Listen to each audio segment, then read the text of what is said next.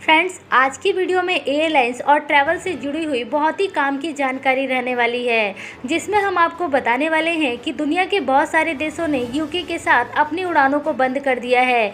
इसके अलावा भारत से कौन कौन से देशों में अभी भी उड़ानें चालू हैं और कौन कौन से देशों ने अपनी अंतर्राष्ट्रीय उड़ानें पूरे तरीके से बंद कर दी है, ये सारी जानकारी आगे आपको इस वीडियो में जानने को मिलेगी। नमस्कार दोस्तों, मैं पूनम स्वागत करती हूँ एयरलाइंस की आज की बड़ी खबरों में। एयरलाइंस से पहली बड़ी खबर ले लेते हैं यूके के साथ अंतर्राष्ट्रीय उड़ानों को लेकर। फ्रेंड्स, जैसे कि आपको पता लग गया होगा कि यूके में नया कोरोना वायरस आ गया है, जिसके बाद दुनिया के सभी देश यूके के साथ अपनी अंतर्राष्ट्रीय उड़ानों को बंद कर रहे हैं। इसको लेकर भारत सरकार ने भी बीते कल सुबह के 10:30 बजे एक अर्जेंट मीटिंग रखी थी, जिसमें हमारे देश के स्वास्थ्य मंत्री के साथ साथ डीजीसीए और भी कई लोगों को इस मीटिंग में शामिल किया गया। उस मीटिंग में इस बात का फैसला लिया गया कि यूके के साथ अंतर्राष्ट्रीय उड़ानों को 31 दिसंबर तक बंद कर दिया गया है। फ्रेंड्स, आपको बता दें कि यूके के साथ अंतर्राष्ट्रीय उड़ानें 22 दिसंबर की रात के 12 बजे से बंद की जा रही है, यानी कि 23 दिसंबर से यूके के लिए भारत की कोई भी उड़ान ऑपरेट नहीं हो पाएंगी। फ्रेंड्स, इस खबर के फैलते ही यूके के एयरपोर्ट पर लोगों की भीड़ इकट्ठी होनी शुरू हो गई। जो लोग भी इस समय यूके में हैं और अपने देश में वापस आना चाहते हैं, वो कैसे भी करके इस समय फ्लाइट के माध्यम से यूके से बाहर निकलना चाहते हैं। इस समय बहुत सारे लोग ऐसे हैं जो कि यूके में गए हुए थे और लॉकडाउन के कारण अब उनको डर लग रहा है कि वह यूके में ही ना फंस जाएं।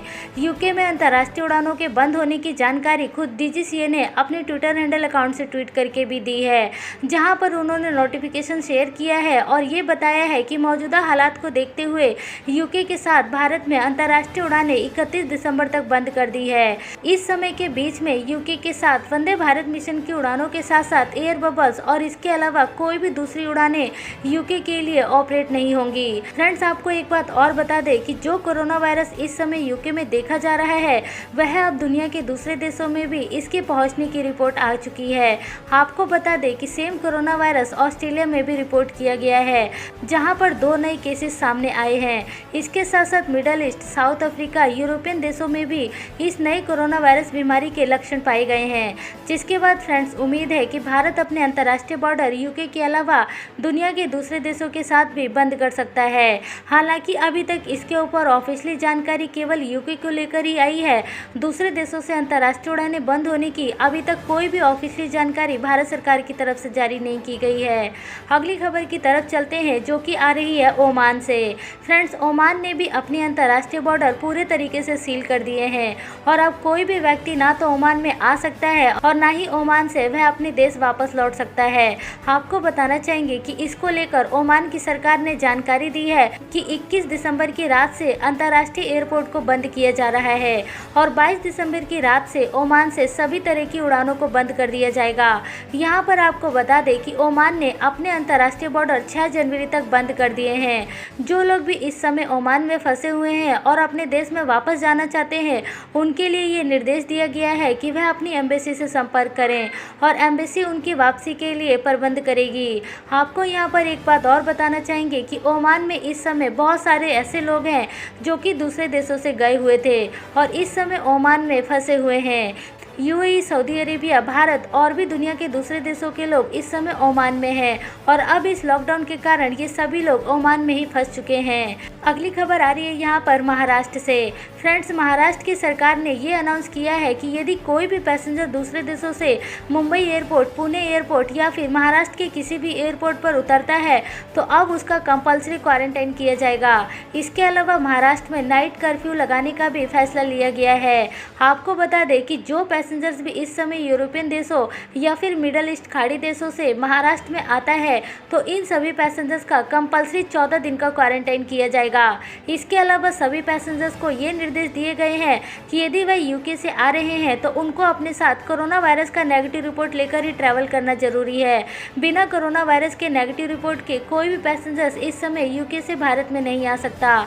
जैसे कि हमने आपको ऊपर भी बताया था कि यूके के साथ अब केवल उड़ानें 22 दिसंबर की रात के 12 बजे तक ही ऑपरेट होंगी। इसी के साथ साथ अगली अपडेट आ रही है यहाँ पर इंडिगो की तरफ से। फ्रेंड्स, यदि आप इंडिगो की फ्लाइट से ट्रैवल करते हैं तो अब आप अपने फ्लाइट की टिकट को बुक करते समय अपने लिए कैब भी बुक कर सकते हैं, जिससे कि आपको एयरपोर्ट से अपने घर तक जाने में कोई भी समस्या नहीं आएगी और आपकी कैब आपको एयरपोर्ट पर पहले से ही खड़ी मिलेगी। फ्रेंड्स, आपको बताना चाहेंगे कि इसके लिए इंडिगो ने अर्बन ड्राइव नाम की एक कंपनी से पार्टनरशिप कर लिया है, जिससे कि पैसेंजर्स इंडिगो की वेबसाइट से ही इस टिकट की बुकिंग कर सकते हैं। आपको फ्रेंड्स यहाँ पर बता दें कि इंडिगो की ये सर्विस भारत के 60 शहरों के लिए शुरू हो चुकी है। अगली खबर की जानकारी ले लेते हैं, जो कि वैक्सीन को लेकर आ रही है। फ्रेंड्स, फाइजर वैक्सीन, जिसको कि दुनिया के लगभग बहुत सारे देशों ने इस समय तक अप्रूवल दे दिया है और अब यूरोपियन यूनियन में भी फाइजर वैक्सीन का अप्रूवल दे दिया है। आपको यहाँ पर एक बात और बताना चाहेंगे कि कई मीडिया सूत्रों से इस बात की जानकारी मिली है कि जो नया कोरोना वायरस पाया गया है उसके ऊपर फाइजर वैक्सीन कारगर होगी और इस फाइजर वैक्सीन से नया कोरोना वायरस भी खत्म किया जा सकेगा। ये एक बहुत ही राहत की खबर है। इसके अलावा WHO यानी कि वर्ल्ड हेल्थ ऑर्गेनाइजेशन की तरफ से भी एक रिपोर्ट जारी की गई है, जिसमें ये बताया गया है कि जो नया कोरोना वायरस पाया गया है वो ज़्यादा खतरनाक नहीं है और इसमें लोगों को डरने की भी ज़्यादा ज़रूरत नहीं है। लेकिन फ्रेंड्स, इन सब के बावजूद भी दुनिया के अलग अलग देशों की सरकारों ने अपने अंतर्राष्ट्रीय बॉर्डर को बंद करना शुरू कर दिया है। अगली खबर की तरफ चलते हैं, जो कि आ रही है स्पाइस जेट से। फ्रेंड्स, स्पाइस जेट मुंबई से माले के लिए अपनी नई उड़ानें 24 दिसंबर से शुरू कर रही है। आपको बता दें कि माले एक टूरिस्ट डेस्टिनेशन है, जहां पर लोग अपनी छुट्टियां मनाने के लिए जाना पसंद करते हैं और ऐसे समय में स्पाइस जेट इस मौके का फ़ायदा उठाने के लिए अपनी नई उड़ानें माले के लिए शुरू कर रही है। आपको बता दें कि इस समय क्रिसमस और न्यू ईयर के मौके पर भारत से बहुत सारी उड़ानें माले और मालदीव जैसे लोकेशंस पर जाती है। अगली खबर की तरफ चलते हैं, जो कि आ रही है सऊदी अरेबिया को लेकर। फ्रेंड्स, बहुत सारे लोग इस समय सऊदी अरेबिया जाने के लिए दुबई में फंसे हुए हैं, क्योंकि सऊदी ने भारत से सीधी उड़ानें बंद की हुई थी, जिस कारण से बहुत सारे लोग सऊदी जाने के लिए दुबई से सऊदी जा रहे थे। लेकिन अब लॉकडाउन के कारण ये सभी लोग अब दुबई में ही फंसे रह गए हैं, क्योंकि सऊदी की सरकार ने अपनी उड़ानों को पूरे तरीके से बंद कर दिया है। यहाँ तक कि दुबई और दूसरे देशों के साथ भी कोई भी उड़ान सऊदी के लिए नहीं जा पा रही है।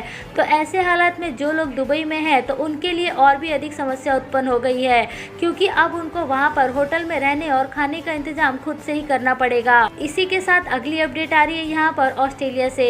फ्रेंड्स, एयर इंडिया अभी भी ऑस्ट्रेलिया के लिए अपनी उड़ानों की बुकिंग ले रही है। अभी हाल ही में एयर इंडिया ने अपने फ्लाइट की बुकिंग ऑस्ट्रेलिया के लिए शुरू की है, जहां पर पैसेंजर सीधा एयर इंडिया की वेबसाइट पर जाकर अपने टिकट की बुकिंग कराकर ट्रैवल कर सकते हैं। एयर इंडिया की नई उड़ानें ऑस्ट्रेलिया के ब्रिस्बेन के लिए 23 दिसंबर को रहने वाली है। आपको बता दें कि इस समय ऑस्ट्रेलिया में जो पैसेंजर्स भी जा रहे हैं उन सभी को 14 दिन क्वारंटाइन किया जाएगा। उसके बाद ही वह लोग ऑस्ट्रेलिया में जा पा रहे हैं। तो फ्रेंड्स, ये थी आज की एयरलाइंस की कुछ जरूरी और बड़ी खबरें। ऐसी और खबरें देखने के लिए चैनल को जरूर सब्सक्राइब करें, साथ ही साथ बेल आइकन को भी दबाकर रखें, ताकि आपको हमारे द्वारा दी जाने वाली सारी लेटेस्ट जानकारी वाली वीडियो सबसे पहले मिल सके।